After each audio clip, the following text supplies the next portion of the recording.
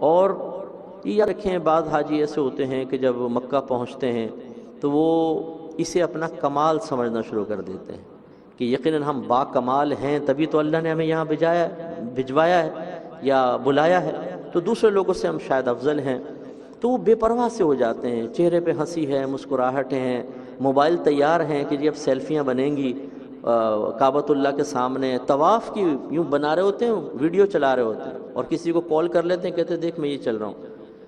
یہ یاد رکھیے کہ وہ مقام سمجھ لیجئے ایسا ہے کہ ایک مجرم اپنے آقا کی بارگاہ میں حاضر ہوا ہے۔ ہم نے کتنے گناہ کیے ہوتے ہیں، کتنے لوگوں کو زبان سے تکلیفیں پہنچائی ہوتی ہیں، ہاتھوں سے تکلیف پہنچائی ہیں، پیسوں میں بے احتیاطیاں کی ہوتی ہیں۔ ہم ایک گنہگار مجرم ہیں۔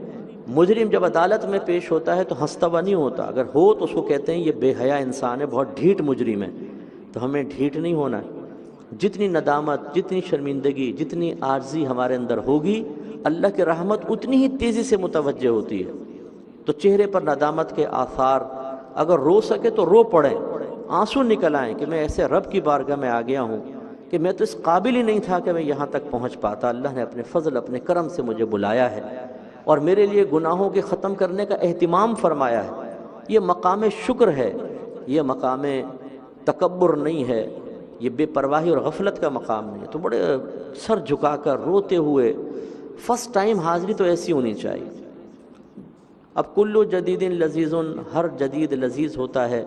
بعض اوقات تو وہاں پہ چونکہ کوئی ایران سے آیا ہے، کوئی عراق سے آیا ہے، کوئی سعودی عرب سے، چائنا کے لوگ، انگلینڈ سے، یو ایس سے، اور بہت، تو انسان آوارہ نظری میں مبتلا ہو جاتا ہے۔ یہ لوگ کیسا لباس پہنے، یہ کیسے، یہ کیسے۔ اچھا پھر جن چیزوں کو ٹی وی پر سال ہر سال تک دیکھا تھا، فرسٹ ٹائم اپنی آنکھوں سے دیکھ رہے ہوتے ہیں تو پھر وہ قابو نہیں ہو پاتا۔ مسجد کو دیکھ رہے ہیں، مسجد حرام کو، ستونوں کو دیکھ رہے ہیں۔ پہلی حاضری میں یہ بالکل بھی نہیں ہونا چاہیے۔ پہلی حاضری سیدھی سر جھکا کر ندامت کے ساتھ کعبۃ اللہ کے قریب پہنچیں اور پھر اس پر نگاہ ڈالیں۔ بحکم حدیث کعبۃ اللہ پر پہلی نگاہ جب پڑتی ہے، جو دعا مانگی جائے وہ اللہ تعالیٰ قبول فرما لیتا ہے۔